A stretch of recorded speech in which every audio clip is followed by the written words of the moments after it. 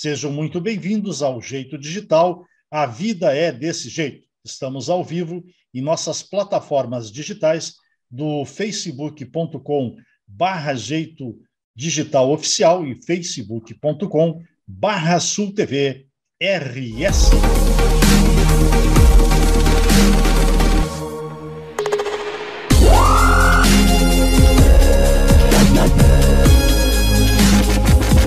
Olá, espectadores, meu nome é Luiz Tintori, eu sou médico do esporte e o frio chegou no país. Eu tô aqui para dar algumas dicas muito importantes para você que gosta de fazer atividade física ou quer começar a fazer atividade física e o frio tá meio te impedindo ali, você tá meio com preguiça. Então eu quero te falar algumas coisas muito importantes que vai ajudar você a melhorar a sua saúde. A gente sabe que quando chega o frio, o nosso corpo ele tem um aumento de fome. Para quê? Para manter nossa sobrevivência, entre aspas, num clima um pouquinho mais agressivo para o corpo. Isso é um pouco ruim, porque você acaba aumentando a ingesta calórica, aumenta o risco de você também ganhar peso.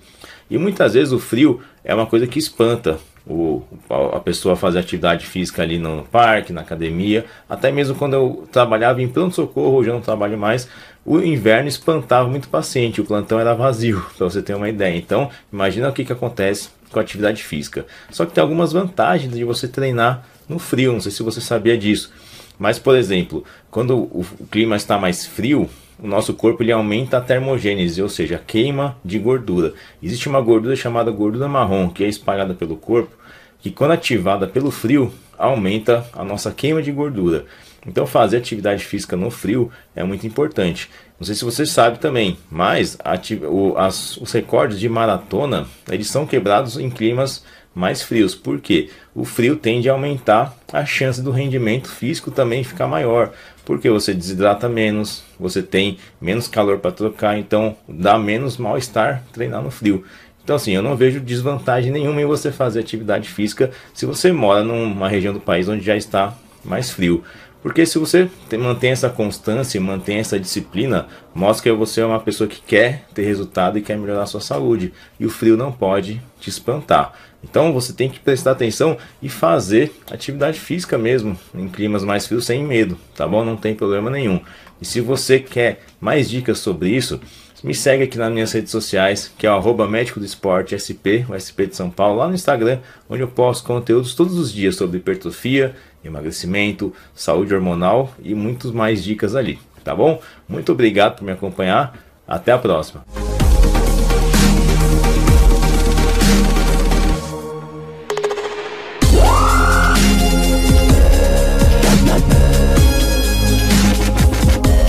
Olá, sou Dante Sioff, presidente da Metro Telecom. A MCM Telecom, atuando desde 1996 com soluções tecnológicas em telecomunicações para grandes clientes do mercado corporativo, tem orgulho de apresentar a sua nova marca. Agora nós somos a Metro Telecom, resultado de um recente rebranding a fim de consolidar e oferecer serviço de nova geração às crescentes e cada vez mais exigentes demandas desse novo mercado. A Metro Telecom segue oferecendo total qualidade, disponibilidade, integridade, confidencialidade e autenticidade, desenvolvendo soluções sob medida a seus clientes.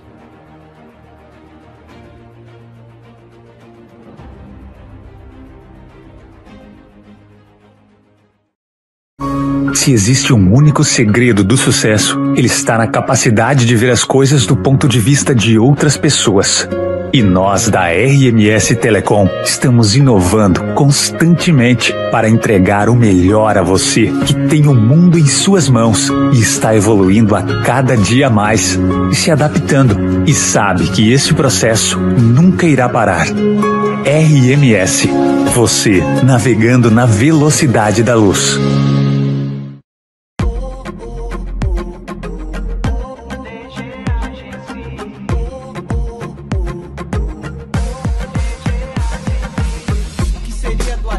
Sem dar entrevista pra revista, sem aparecer em portais e televisão. O trabalho tem que ser feito com muita dedicação. Quer divulgar o seu som? Então não se esconde. Vem pra DGagens, onde sua música vai mais longe.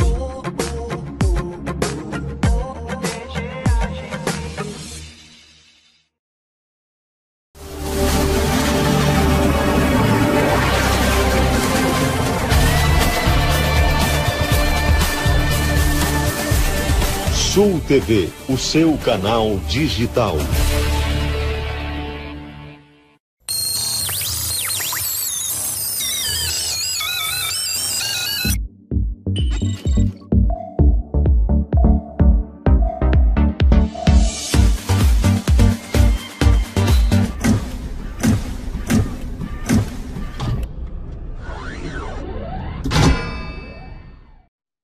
Jeito Digital tem o apoio de Assistência Técnica do Viso, DG Agency, Sadi Machado, corretor da Exnem, Sadi Machado, consultor da Exnem e corretor de imóveis da Remax, LPS Rádio, Ômega Balonismo, RMS Telecom, SoftSul e Sul TV RS. Participe pelo nosso interativo 9995-16358 e ajude a fazer o nosso programa de hoje. O principal assunto do programa de hoje é crise no cinema.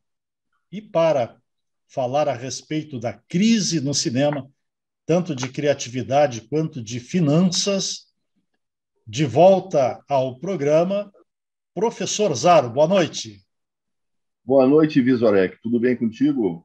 Tudo tranquilo. O senhor dispensa a apresentação, o pessoal já lhe conhece. Por favor, não me chame outras de senhor. datas. Até porque somos amigos pessoais, não há necessidade de formalismo. É verdade, é verdade. O professor Zaro tem uma frequência assim, bastante significativa aí no Jeito Digital. É nosso parceiro, é amigo pessoal, então realmente dispensa a apresentação.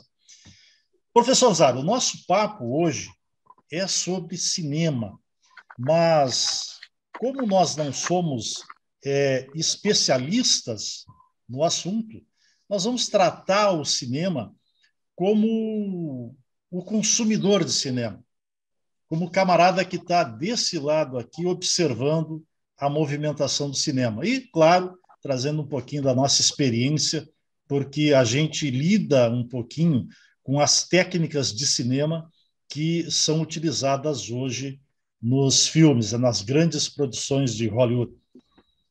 Professor Zaro, a pandemia de Covid forçou a Disney a adiar o lançamento de vários filmes, entre eles a Mulan e a Viúva Negra, que agora já estrearam, mas que era para ser lançado em 2020 e foi lançado em 2021. Mulan. A Viúva Negra também parece que seguiu essa sequência. São apenas dois exemplos aí dos muitos filmes, né, que acabaram indo direto para a plataforma de streaming devido ao fechamento das salas de cinema durante o período pandêmico. Nós ainda não estamos num período pós-pandemia, mas já está bem melhor. O cinema já voltou a funcionar, já caiu o uso da máscara obrigatória em ambientes abertos e até mesmo em ambientes fechados em determinados locais, com exceção de hospitais e casas de saúde. E eu lhe pergunto, professor Zaro, com a sua experiência, com seu conhecimento amplo de vários assuntos, qual foi o tamanho do agravamento da crise cinematográfica durante esta pandemia? Olha, na minha maneira de ver, Visorek, também eu baixei alguns artigos aqui sobre isso, né, perspectivas do cinema. Aqui tem um Papo de Cinema, que é um blog muito interessante. Por exemplo, aqui eles colocam os top 10 da perspectiva de 2021, que foi quando se agravou bastante a pandemia, né? Tem outra aqui, a Revista de Cinema também, sobre o que eles pensam a respeito. Mas, assim, como a minha geração, em especial, eu tive um interesse muito grande pelo cinema, porque o cinema ele também é material didático. Eu tenho vários livros, inclusive um é intitulado Leve Seus Alunos ao Cinema, né?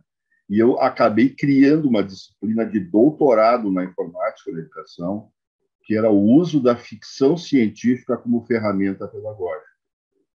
Então, fechado esse parênteses aí, eu te diria que agravou muito a situação do cinema e a gente vê exatamente essa questão dos filmes que foram postergados, né? Mas como existia uma expectativa muito grande em cima de alguns desses filmes, eu penso que eles perderam o impacto. Lançados pós-pandemia, eles perderam muito impacto. Aqui vai uma previsão futurística, né? Eu acho que não será a minha geração que verá isso, mas eu acredito que o cinema está fadado a morrer.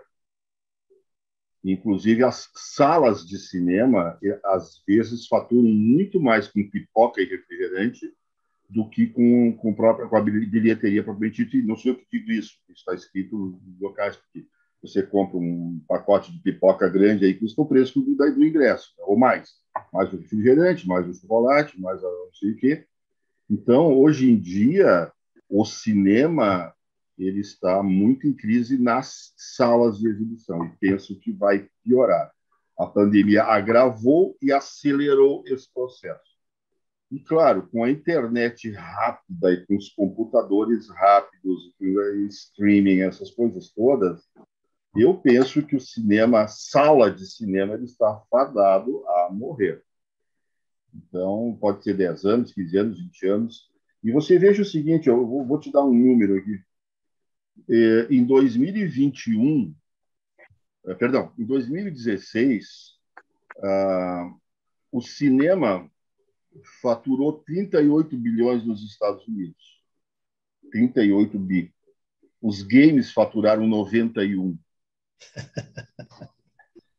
A música faturou 15. Quer dizer, a indústria toda da música, mais a indústria do cinema, não chega na metade do que fatura nos games. Que loucura, né? O interessante de tudo, assim, 70% das casas americanas possuem aparelhos para jogar videogame, ou aparelhos específicos que são caros, muito mais caros que um computador, às vezes, né? Tem que ter tela muito especial, tem que ter isso, tem que ter aquilo, capacete. Então, assim, 70% dos lares americanos têm equipamento para isso. E 70%, em torno de 70% de quem joga videogame são pessoas com mais de 18 anos, não é criança. A criança, ela chega bem menos em percentagem a atingir o jogo do game do que a gente pensa.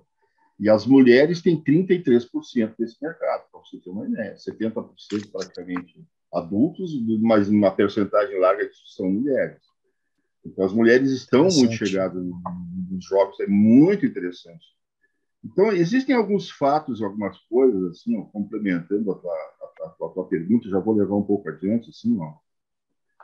A indústria de Hollywood, antes da pandemia, já que o foco foi bastante a pandemia, da tua pergunta, a indústria de cinema de Hollywood fazia de 600 a 800 filmes por ano, longa-metragem, né? Fora os curtos. Mas o Bollywood, na Índia, fazia mais de 1.200 filmes. Para te ter uma ideia, como o centro de produção de filmes ele migrou. E 400 produções feitas na China. Apesar de que o mercado chinês ele é muito menos profundo. Assim, o cinema americano, obviamente, atinge todo o planeta. O cinema de Bollywood já é mais restrito e o cinema chinês muito mais restrito ainda. Mas, então, assim, ó, praticamente Hollywood começou em 1920, digamos assim, né, a dominar o cinema, né, e fez um tipo de cinema até a década de 60, então mudou. O pós-guerra mudou o tipo de filme, né? Sim, sim. Então, com certeza. Então, nesse sentido, os Estados Unidos dominaram todo o mercado até 60, depois a coisa começou a mudar, houve muito a produção de filmes centrados não na agência, mas sim no diretor. Os diretores italianos, alemães, na década de 50, 60, 70, foram muito valorizados, né? Quem tem a minha idade conhece muito bem os filmes da época, que eram filmes muito mais de autor, né? Era muito mais de diretor, né? Que tinha o poder total. Isso gerou uma crise danada, né? E nos anos 2000 a gente tem uma indústria voltada, principalmente depois de 2010, uma indústria voltada para os grandes heróis das histórias em quadrinhos. Então, aí a história em quadrinho passando para o cinema e dominando o cinema. Quer dizer, Hollywood se especializou em fazer blockbusters, né? filmes que tu tem que investir muito, mas tu recebe o triplo de... Então, tem filmes que foram gastos 300 milhões, que é uma Babilônia, em compensação faturou 1 bilhão e 200, né? Então, hoje em dia, Hollywood, por exemplo, está muito menos interessada em fazer esses filmes de autor, ou filmes de diretor, melhor dizendo, né? Porque o que interessa mesmo é fazer blockbuster, não é fazer um filme que custe 10 milhões e ganhe 30. Claro, tu faz um filme de 10 milhões, leva um ano e ganha 30. Não é mais interesse, né? O interesse mesmo é o blockbuster, é tu gastar 400 milhões, dos quais provavelmente mais da metade é com efeitos especiais, né? Eu sou físico, então eu conheço muito bem tecnologia da arte, né? Sempre li muito sobre... Dei aula, inclusive, sobre efeitos visuais, sobre ilusão óptica, o que isso tem a ver com a física, com cores, com percepção, tudo isso, né? E a gente vê o cinema, então, fazendo essas migrações, né?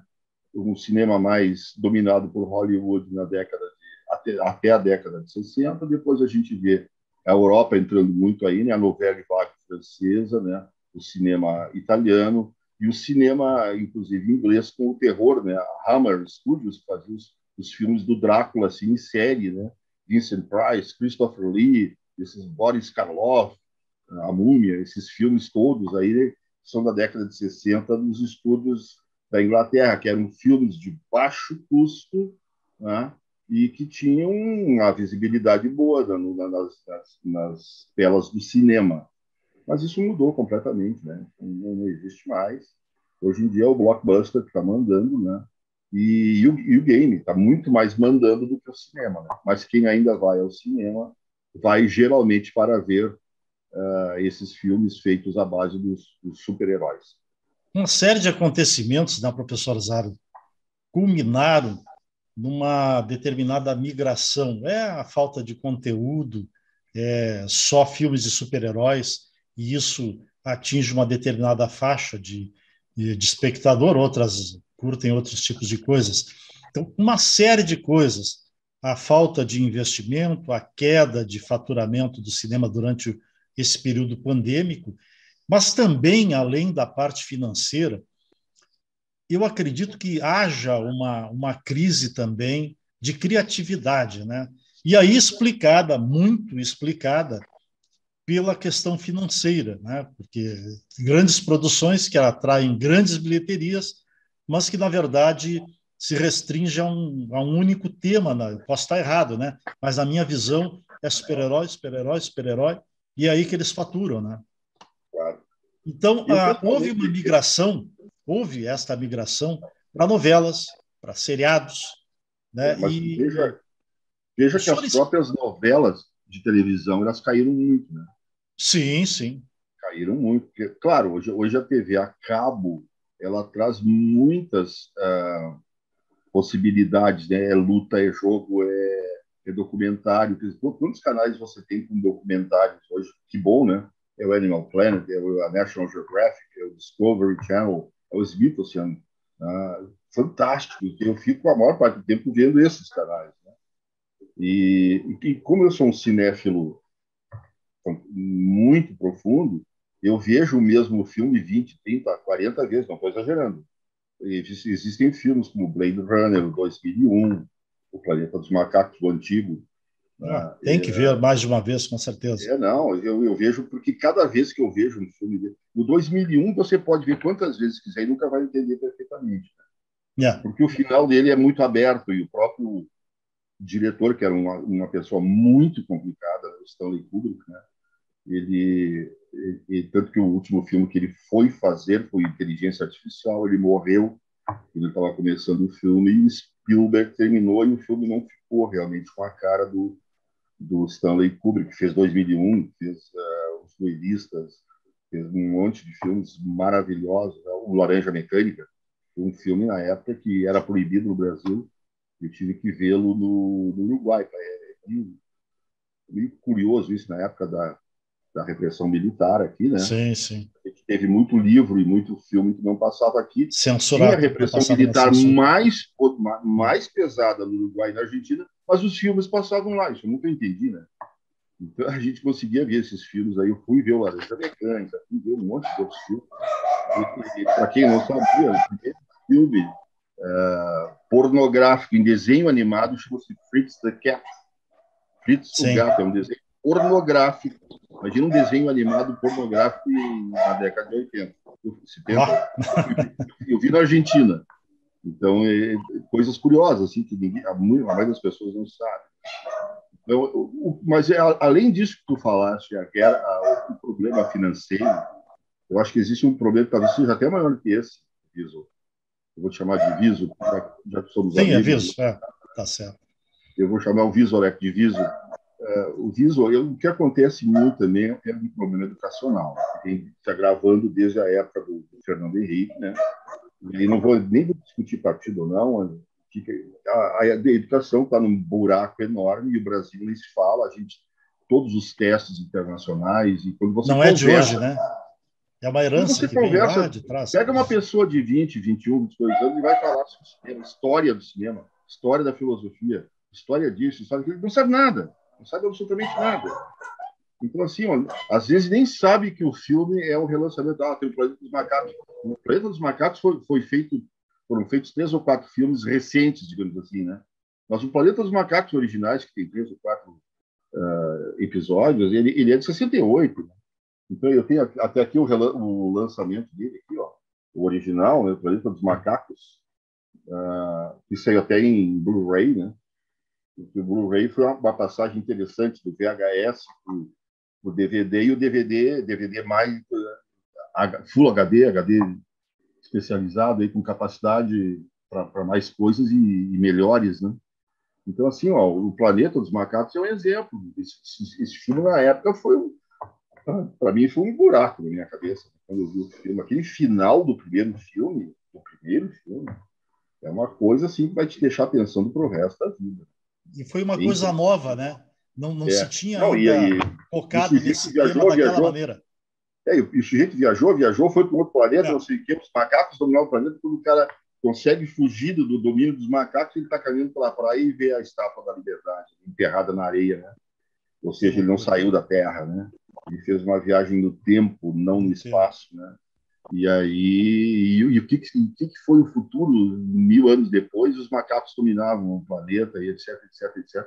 E nos faz pensar, né? Não necessariamente os macacos, mas assim como os dinossauros há milhões de anos dominaram a Terra, hoje nós dominamos, teoricamente. Talvez os vírus venham a dominar a Terra.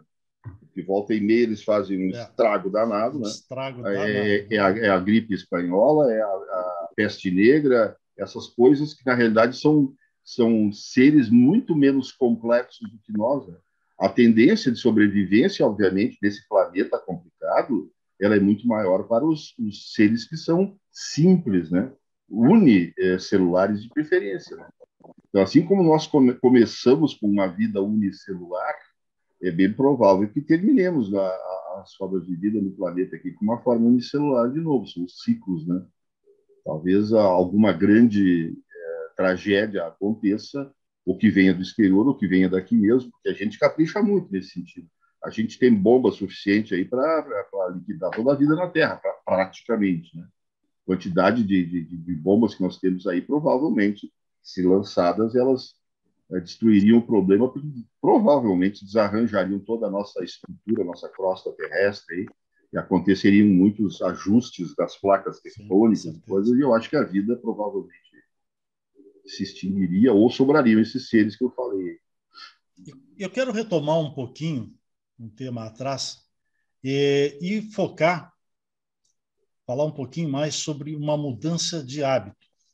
É claro que a TV a cabo ela revolucionou a questão da televisão, mas posterior à TV a cabo surgiu uma coisa que realmente impactou, que, a meu ver, até determinou uma série de cancelamentos de assinatura de TV a cabo, que é a questão do streaming. Por que isso? Porque é um serviço sob demanda, porque eu consigo ver a hora que eu tenho tempo, no momento, no dia que eu posso ver, eu posso pausar e retomar no mesmo ponto onde eu parei, Então, o streaming ele representou uma quebra de paradigma, a meu ver, na questão do serviço de televisão a cabo. Isso a gente já prospectava em 96, 97, que iríamos ter um momento em que nós poderíamos ver o Jornal Nacional, poderíamos ver qualquer programa de qualquer emissora, né, que mantenha um serviço sob demanda a hora que realmente eu chegar em casa e eu tiver tempo de assistir, porque às vezes, quando está passando um filme ou um programa, eu estou trabalhando, eu estou na rua, estou me deslocando. Então, o streaming, a meu ver, ele revolucionou o serviço de TV a cabo. Eu gostaria que o senhor falasse um pouquinho sobre esta mudança de hábito dos espectadores, forçada até por uma demanda de pouco tempo, de serviço, de correria da cidade, enfim, né? E também acabou diminuindo consideravelmente a pirataria, né? Se encontrava antigamente um mercado muito amplo de venda de filmes e séries, e tu andava na rua e achava, né? Hoje em dia todo mundo prefere ter essa opção, né, de fazer uma assinatura e ter um valor mensal e ter acesso a uma infinidade de catálogos, né? E você está em qualquer lugar, está no shopping, está na escola, está no carro, está em qualquer lugar, você está vendo o que você quer. Mas eu certamente acredito que isso domine muito mais o público adulto, né? Ainda você tem a criança, o pré-adolescente, que ele ainda vai utilizar mais o serviço fixo, vamos assim dizer, a internet em casa, esse tipo de coisa, né? Mas, a reboque do que tu estás falando, complementando o que tu diz, eu penso que esses instrumentos todos, né, o celular, o tablet, o computador, isso aí tudo vai virar uma coisa só. E eu não sei se vai ser o formato de óculos. Tem gente que acha que esse seria o formato, óculos, coisa. E eu tenho dúvidas, porque você tem um problema de tamanho de tela, de tamanho de letra, de tamanho de imagem, né? E eu penso o contrário, quer dizer, eu gosto de ver a internet em casa, porque eu tenho uma TV grande, e, consequentemente, eu tenho imagens belíssimas, né? Uma qualidade fantástica, né? Então, vamos ver para que lado essas coisas vão dar. Talvez a televisão em casa, pelo luxo que você tem de ver imagens muito boas, esse tipo de coisa, talvez ele seja ainda demore bastante para subir. A não ser que você tivesse um óculos, alguma coisa assim, que projetasse imagens na parede, coisa do gênero, e você aí pode ver imagens no formato que quiser, grande, etc, etc. Mas aí você vai ter que ter, claro, algumas paredes meio especiais. Não pode ser uma parede cheia de livro bugiganga como a minha aqui, né? Cheia de dinossauro e guitarra e coisa do gênero. Você vai precisar de um espaço onde projetar. Me permite um pitaco.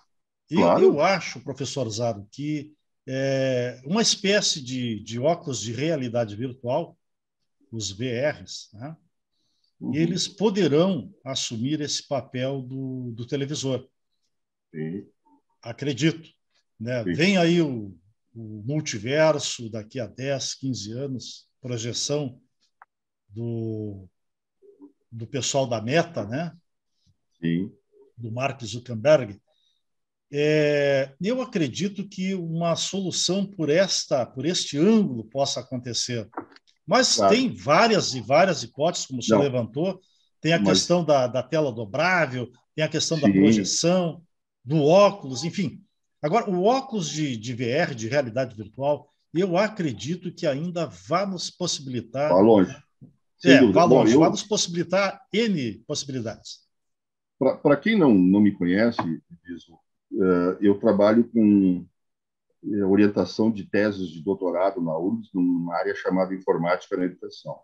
Eu tenho uma orientanda que ela está trabalhando exatamente junto com uma ilha digital em Portugal, e ela está trabalhando com realidade virtual para ensinar biossegurança nos cursos de enfermagem, medicina, psicologia, assim por diante.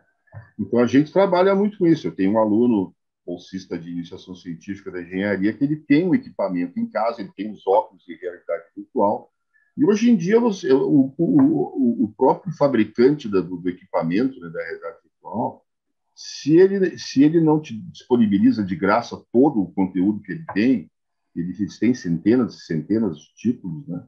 Mas quando ele cobra assim R$ 15, R$ 20, são valores pequenos por softwares muito específicos que são interessantíssimos, né? Por exemplo, eu levei inclusive duas estudantes de enfermagem na casa desse garoto da engenharia, que ele tem esse equipamento, e a gente ficou vendo coisas, por exemplo, viajar dentro do organismo. Eu vou viajar dentro do coração, vamos ver o que tem ali por dentro. Mas é uma coisa absurdamente importante.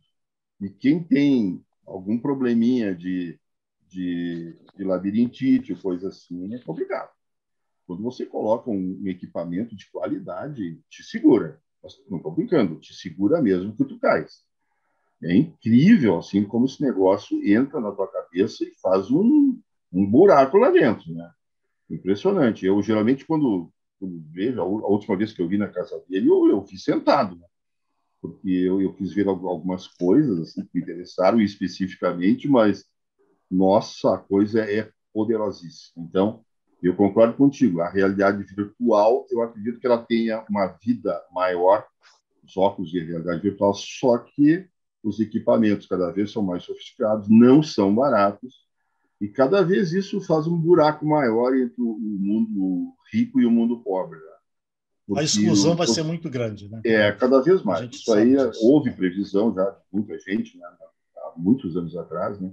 Que o fosso cultural entre o primeiro e o terceiro mundo ele aumentaria e principalmente por conta dessas tecnologias.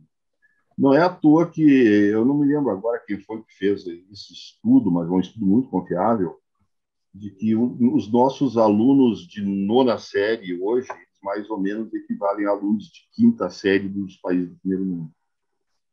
O nosso ensino é muito atrasado, os nossos professores são muito mal preparados. Eu me incluo nisso, né, porque eu fiz licenciatura em Física em 1972, 3, e meu curso, hoje, quando eu olho para trás, pelo amor de Deus, foi muito ruim, né? E o pior é que cada vez os cursos universitários estão piores, principalmente os cursos de licenciatura, não exigem nada dos alunos, os alunos são aprovados, ninguém mais reprova aluno, né? Os alunos são clientes, não são alunos propriamente ditos, né? E isso me permite fazer um pequeno parênteses.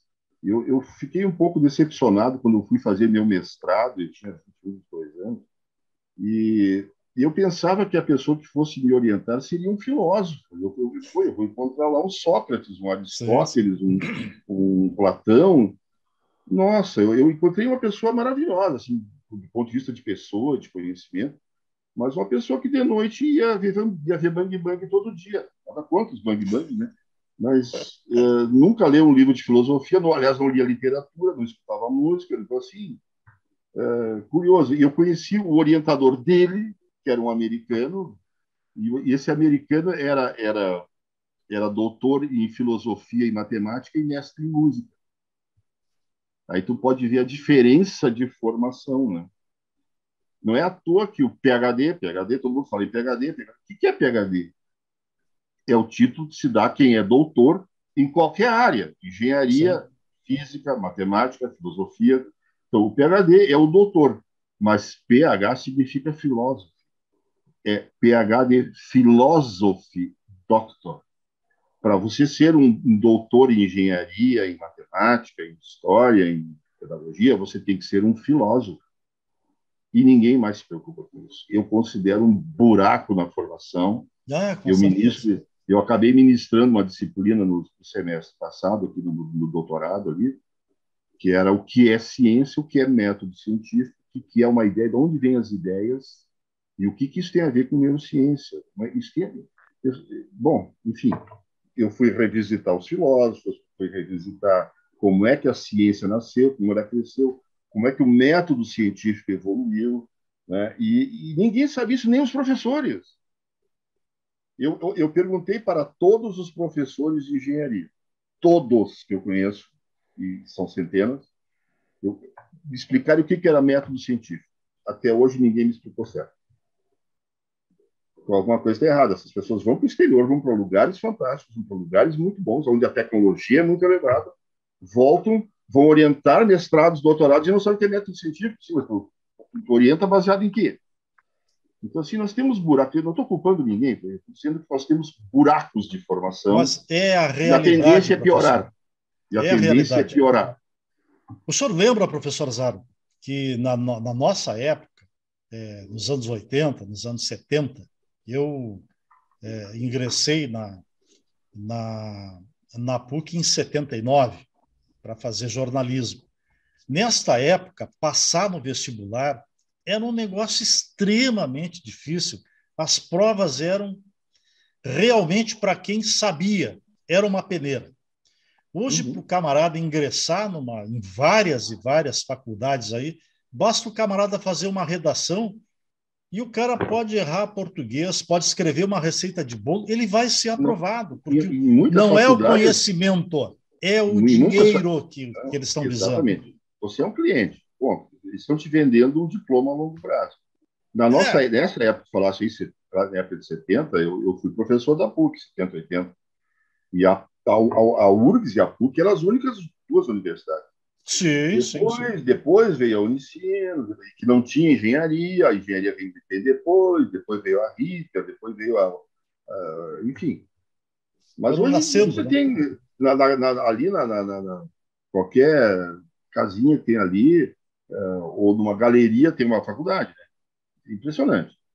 E tudo reconhecido pelo MEC. Como é que pode? Tudo universidades reconhecidas pelo MEC. É o império do dinheiro, professor Zaro. Exatamente. Outra coisa, as grandes universidades, a PUC, a Unicinos, a própria UBRA, eram grandes universidades, hoje estão muito reduzidas por conta da crise financeira. E essas universidades... E da concorrência, elas mandaram embora a maioria dos mestres e doutores. Os melhores professores mandaram embora. Hoje em dia existe uma crise danada. Não tem mercado para os nossos mestres e doutores. Porque as universidades não estão contratando. Contratam recém-formado e pagam a mixaria. E as aulas à distância têm valor menor ainda do que a aula presencial. Então, assim, é um clientelismo total, né? E a gente vê a formação dos professores está cada vez pior, exatamente. A própria URGS aqui, eu pessoalmente acredito que está num declínio muito grande, né? Os cursos que eram cursos pesados, assim, as engenharias, física, matemática, não sei o quê.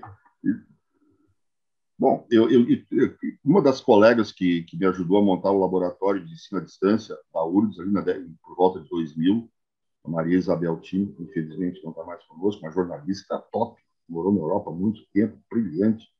Ela era professora do jornalismo, e um dia um aluno veio reclamar que tinha ganhado uma nota baixa dela, e ela disse, não, o trabalho é uma porcaria por causa disso. E o aluno respondeu para ela assim, mas o que você pensa que você é? Você acha que vai me reprovar? É assim que os alunos... Não levou uma cadeirada, ainda bem, né? Mas assim, é assim que a coisa anda hoje. Então, é lamentável, viu? O ensino está ladeira abaixo. Isso é inegável, não tem como fugir disso. Mas, professor, vamos retomar. Vamos retomar a questão do cinema. Hoje nós temos realidade virtual, realidade aumentada, inteligência artificial, holografia, multiverso.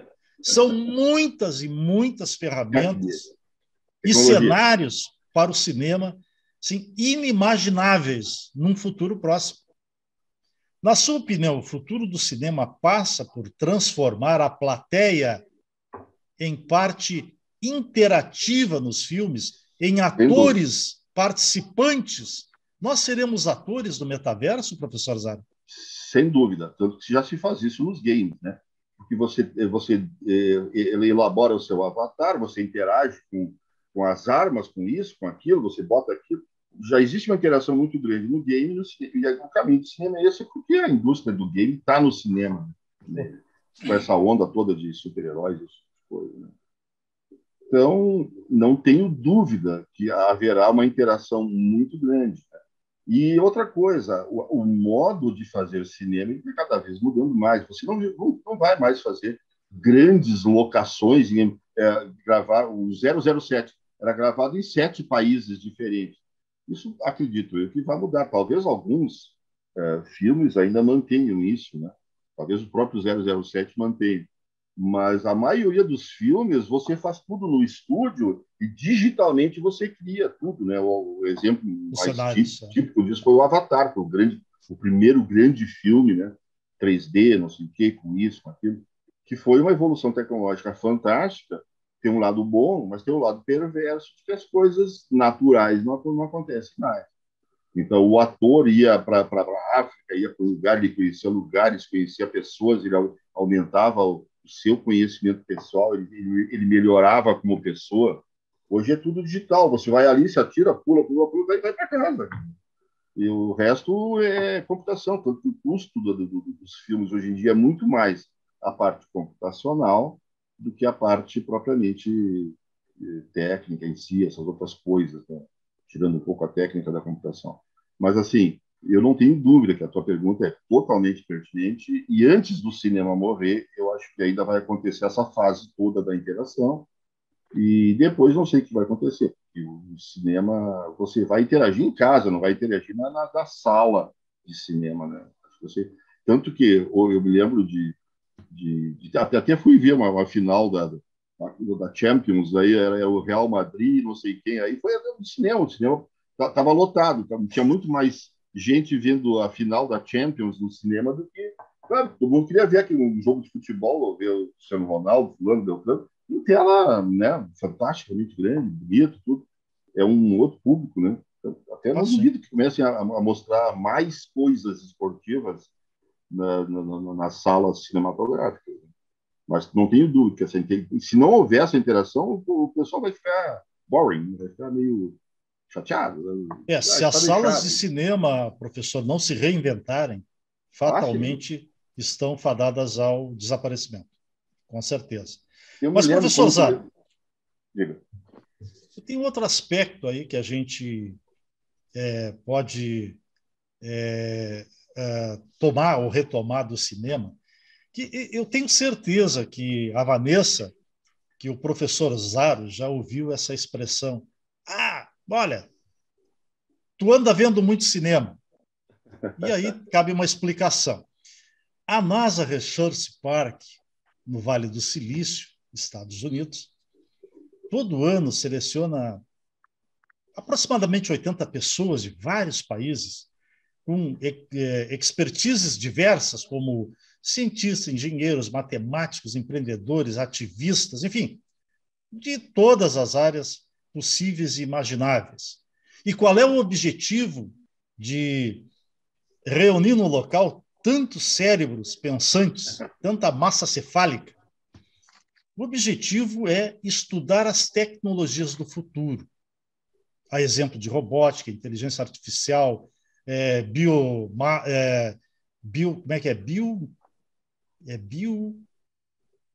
biomassa, não? Bom, biossintética. É uma área. Biosintética, agora eu lembrei. Biosintética. Agora,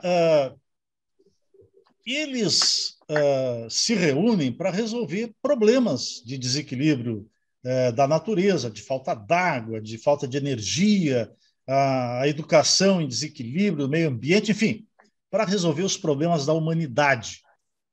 Então, não é o cineasta que tira da cabeça a maioria das coisas que eles colocam nos filmes.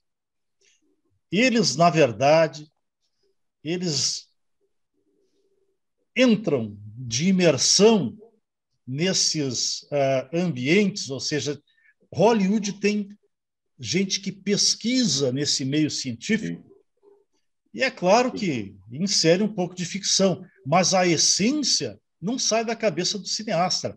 A essência está nesse povo que vai para lá, que fica 10, 15 dias pensando em soluções para a humanidade, soluções de tecnologia extremamente avançada.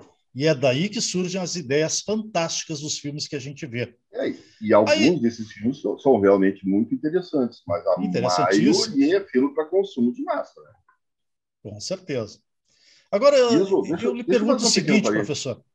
Com tanta informação, com tanta tecnologia, com tanta gente assim pensante, por que o cinema insiste? Vamos retomar o nosso início lá. Por que o cinema insiste nas histórias de super-herói. Só pode ser pelo fator financeiro. Eu não vejo outra explicação para isso, né? Não tenho dúvida. Eu concordo contigo. E qual é a saída para atingir as massas, né? Qual é a saída para a gente ter de novo filmes de qualidade nas telas? Ter educação de qualidade. Não teríamos. É verdade. Aliás, para tudo, né? Quem faz a cabeça, tanto que a gente sempre comentou aqui no Brasil especificamente, que quem fazia a cabeça do pessoal era a Rede Globo. O padrão Globo de televisão sempre foi um norte, né? Que, infelizmente, não é mais, porque mudou muito, mudou para pior. Mas deixa eu fazer um pequeno parênteses. Assim, ó. Quando eu era garoto, eu não tinha televisão em casa. Então, eu me lembro que eu e meus colegas, a gente fazia disputa de quem lia primeiro todos os livros do José de Alencar, do Machado de Assis. A gente lia tudo. Só para te fazer uma comparação, bom, eu era tão aficionado por leitura que eu lia até bula de remédio. Era pobre, eu não estou brincando. Naquela época, nas farmácias se distribuíam os almanaquezinhos que tinham piada, horóscopo, historinha, tinha de tudo. E eu era um aficionado, eu lia tudo. E se aparecesse revistas de novela emprestado lá em casa, a gente não tinha dinheiro para comprar, a minha mãe, mas aí se aparecesse, eu lia até fotonovela. Né? Eu lia de tudo. Né? Então, assim, ó, vamos deixar bem claro que até a década, talvez de 90, 80, 90, a gente tinha muito o cinema baseado em grandes autores da literatura. E permite te mostrar bem rapidinho. Michael Crichton foi o cara que fez o Parque dos Dinossauros. Sim, sim. Mas o Michael Crichton é PhD. É PhD. E ele tem artigos publicados de ciência na área dele. Ele é PhD, se não me engano, em engenharia química, uma coisa assim. O cara é brilhante. Não foi à toa que ele teve a ideia do mosquitinho no âmbar, não sei o quê, para fazer o Parque dos Dinossauros. Né? Mas você vê assim, por exemplo, as próprias histórias infantis, o Walt Disney aí entrou, foi um cara gênio, né? Criança gosta de desenho animado nem se fala. Mas o Alice no País das Maravilhas, saiu aqui uma edição de luxo, o Alice no País das Maravilhas. Por exemplo, o livro Alice, eu sempre mandei meus alunos lerem, porque aqui tem um desenho dele, ó. Isso aqui é o desenho da Alice que comeu um pedaço de bolo e ficou pequenininha. Ela ficou pequenininha e estava andando no meio da grama e encontrou um cogumelo, que é alucinógeno. Em cima do alucinógeno está uma lagarta fumando um narguilé. Essa historinha é para criança? Sim, mas convenhamos, né? Alucinógenos, lagarta fumando narguilé, é para adulto também. Bom, o Lewis Carroll, ele era matemático e pastor, e era um grande matemático. E aparentemente ele não abusou de nenhuma menininha. Aparentemente não nada com ele. Mas assim, ó, o desenho ele é tão importante que ele entrou no cinema por vários caminhos. Olha aqui uma revistinha, ó, do Pateta sobre o Rei Arthur. Então, toda a história que foi gerada pelo Rei Arthur, se foi um personagem real, não foi. Mas quantos filmes tem até hoje, são feitos aí? Esse é um filme bem recente, aí, com vários grandes atores do Rei Arthur e a Espada Mágica e tal. Bom, tem o Pateta aqui, ó, tem esse tipo de coisa. Mas, por exemplo, a gente viu o Batman na televisão no final da década de 60, que era um Batman pasteurizado, mas ele falava a linguagem da revistinha. Porque quando ele dava um soco, aparecia pô, não sei o quê, pum. Era uma linguagem da revista em quadrinhos do filme. E olha aqui, ó, depois houve uma crise, né? Parou, terminou essa série e tal, e o Batman ficou uns anos esquecido. E aí o Frank Miller, que é o idealizador da revista Heavy Metal, o Frank Miller desenhou um Batman perverso, que matava os bandidos. Daqui a revista, o original, edição coordenada de luxo, da minissérie Batman, o Cavaleiro das Trevas.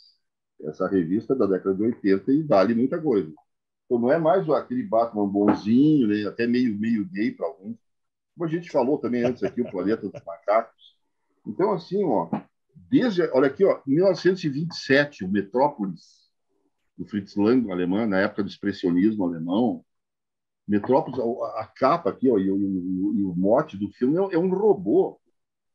É um robô, é a industrialização e o que estava acontecendo com os industrialistas e os empregados. Isso de 1927, pessoal, né?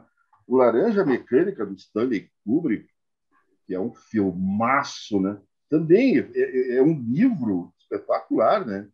E que foi feito por um tremendo de um escritor, o Lobo da Steppe. O Hermann Hesse, eu acho que na década de 60, 70, 80, foi o cara que mais vendeu livros no mundo, e livros bons, O Jogo das Contas de Vidro. E esse aqui, O Lobo da Steppe, é talvez um dos mais famosos livros dele. Tem filme sobre isso, aqui o DVD. O livro é fenomenal.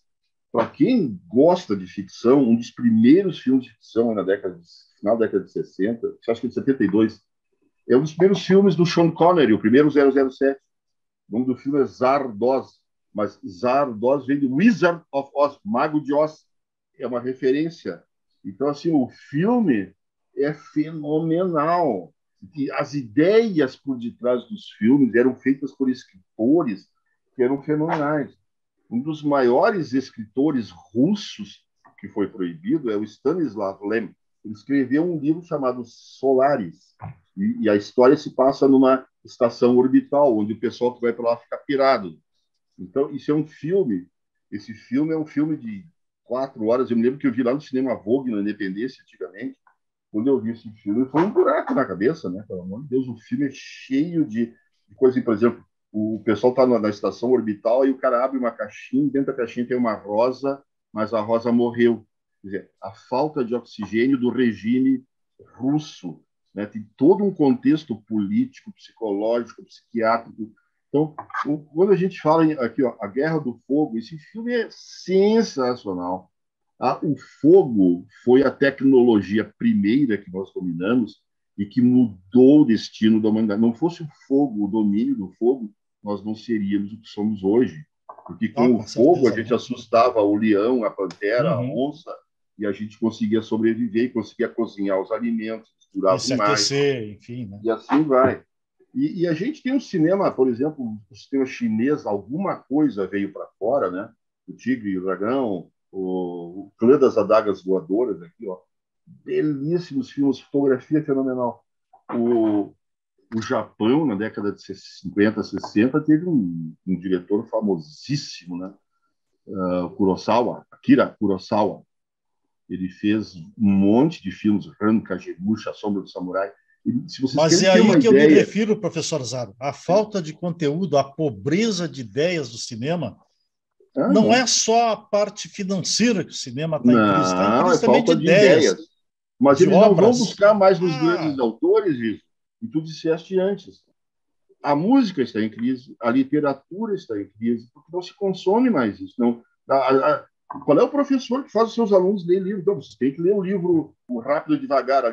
Isso é um livro que tem que ler. É um livro fenomenal. Todo mundo tem que ler o Rápido e Devagar. Né? E os professores, nem os professores dele nem sabem quem é. Quantos professores hoje das escolas do primeiro e segundo grau leem livros? A maioria não lê. Não é reciclado. O professor já nem... Começa que o professor não gosta de dar aula, a maioria, né? Está lá por estar, por ter um salário, está esperando para se aposentar.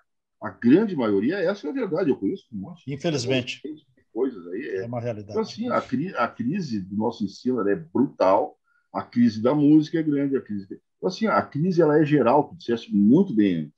A crise ela não é só financeira. Tá? É uma crise cultural, é uma crise disso, é geral. Então, assim, quais são os grandes novos nomes da música? Vê as músicas que tem aí. As Anitta da vida, pelo amor de Deus. Meu pai. Pode existir a Anitta, não tem problema nenhum. Agora, tem que ter outras coisas de qualidade. As coisas de qualidade não tem mercado. Não vai aparecer. As pessoas que fazem música de qualidade, aí o Renato Teixeira, o Almir Sater, esses caras não têm mercado. Eles vendem isso aqui, fazem uns showzinhos de vez em quando, mas comparando com as Anitta da vida, que é um podre de ricas, e vendendo porcaria, né? As músicas estúpidas, idiotas, quando não pornográficas. Então, que falar do funk, professor? Não, às vezes passa um carro aqui com som alto. É assim, ó, tem funk bom, mas a 98% é porcaria. E a 98% é pornografia. A pornografia tomou conta do funk. Que loucura. É a Tati Quebra-Barraco, é não sei o quê. Mas é o que está tocando na rádio, inclusive. É o que e na TV eles falam. Você vê os canais de TV que mostram música, só mostram porcaria. O único canal que eu acho que mostra coisa boa é o Pipo Lenardes. Que aí você pode ver uma sinfônica, você pode ver outro dia eu vi o balé O Lago dos Cisnes, eu fiquei de chorar de lindo, né? Meu Deus do céu, foi espetacular. Tu não vê um balé desses em nenhum teatro em Porto Alegre, tu não vê nada desse tipo. De compensação, tu vê todo mundo vindo aí, né? A Anitta tá aí, o Wesley Safadão tá aí, não sei quem tá aí, o Joca e não sei quem tá ali, e arrastam multidões de 20 mil pessoas, às vezes, né? Em certos lugares, aí, nos rodeios e centros, assim, onde tem espaço grande, né? Estádios, o pessoal vai lá e faz show para 20, 30 mil pessoas, e essas são essas coisas que a gente vê. Então a crise ela é geral, Visa, e eu penso que eu não vou ver essa coisa melhorar. Professor, o que dá Ibope hoje é dancinha, né? Dancinha disso, dancinha daquilo. Vai pro ar, hoje em dia o DJ ganha mais do que o autor das músicas boas. Né? O DJ é que ganha dinheiro. O que é pior que às vezes hoje quem vai tocar é o DJ, vai tocar o quê? A música é dele? A maioria dos DJs simplesmente sampleia a música, pirateia, na verdade ele está na cadeia, a maioria deles, né? Os que fazem música mesmo são muito poucos. Pouquíssimos, quase nada, né? Mas é uma crise geral, né, professor? Inegavelmente é uma crise geral. Mas assim, não resta a dúvida que o cinema, voltando ao assunto, o cinema abandonou a literatura, né?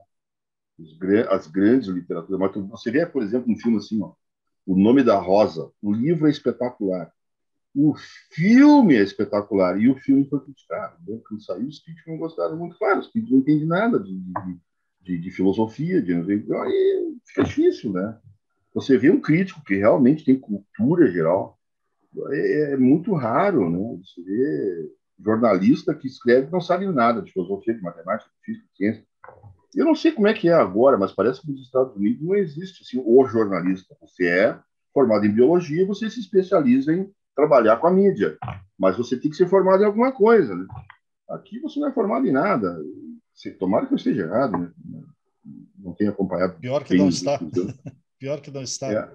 Então, assim, ó, eu vejo, e claro, assim, tu vê sempre os grandes blockbusters, assim, ó, os filmes que fizeram sucesso, a grande maioria, foram filmes assim que mexem com coisas que eventualmente são boas para as pessoas, mas que não são que exijam algo da tua inteligência.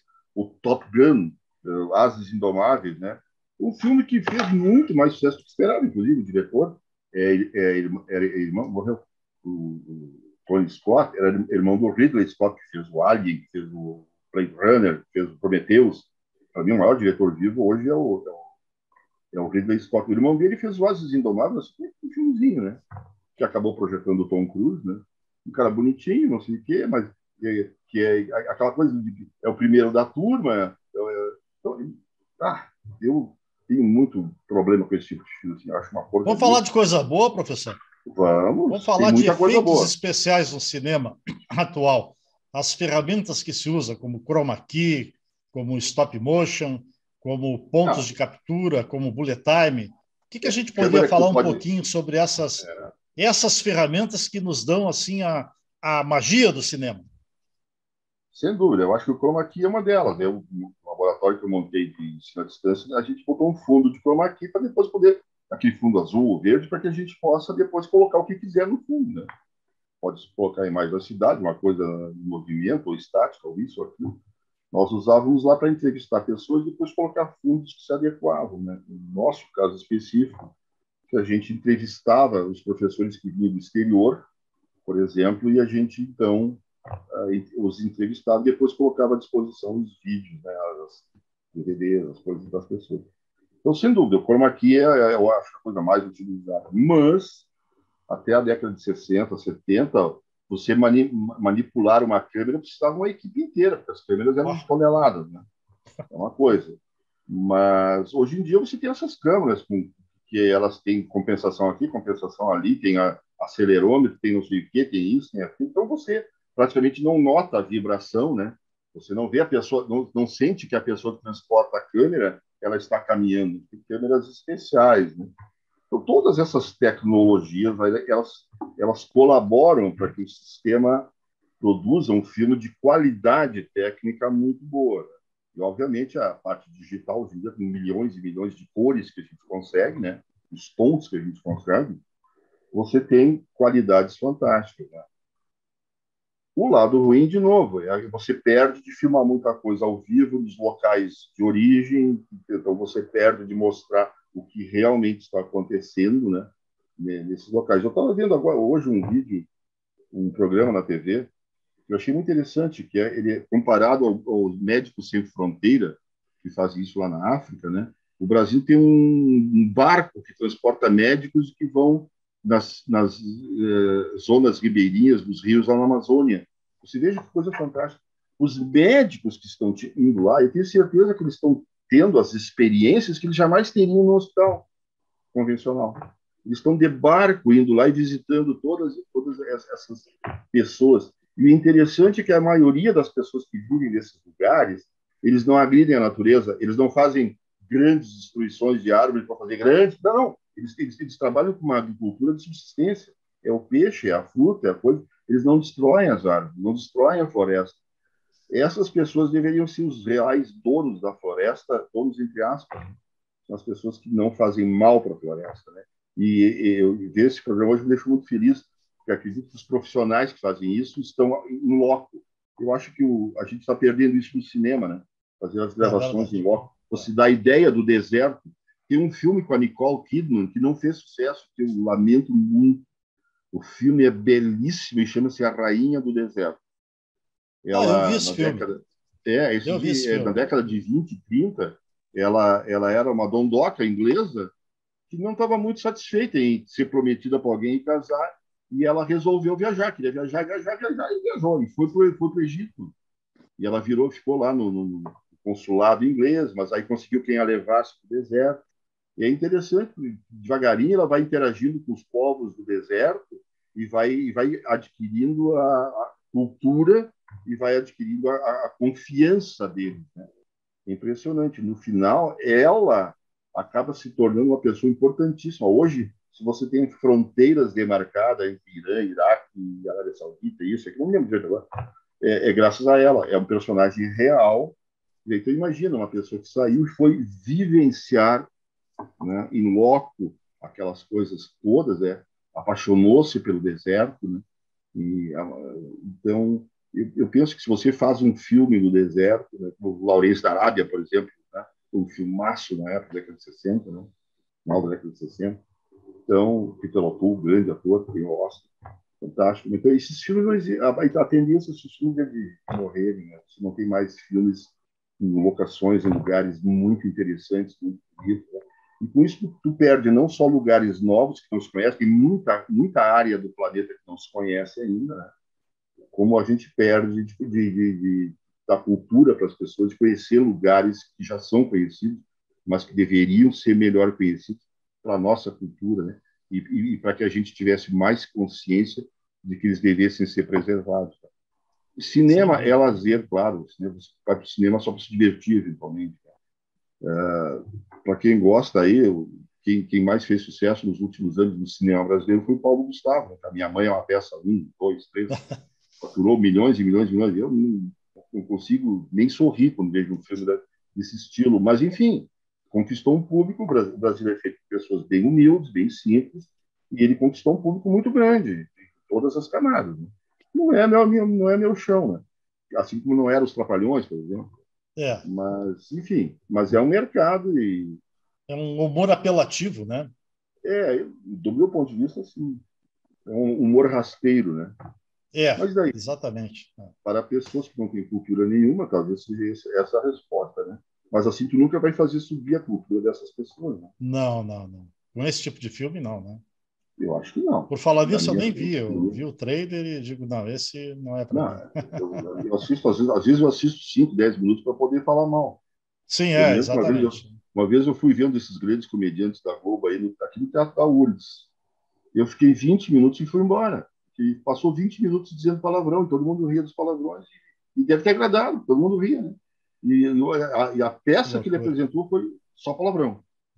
Não teve nada de peça. Bom, 20 minutos foi embora. Foi embora. É lamentável, né? É profundamente lamentável. E chamam isso de cultura.